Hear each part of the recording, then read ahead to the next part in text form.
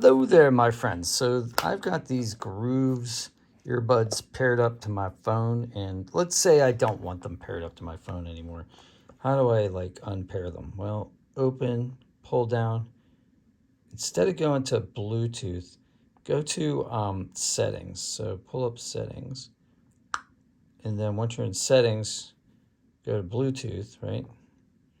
So right here, just press and hold there. Whoops. And then it'll see all the stuff that's like paired to your phone, or potentially paired to your phone.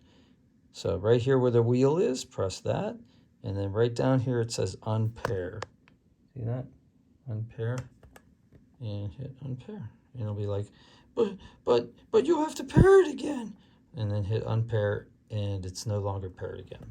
All right, so hope you have a great day. If you want to see how to pair this, I have that video on my channel as well. If you want to know how to do this on an iPhone, let me know too, and I'll do that video for you as well. Peace. Hope you guys have a great day out there, and I'll see you all on the next one. Thanks for commenting. 16,000 subs now. Appreciate you.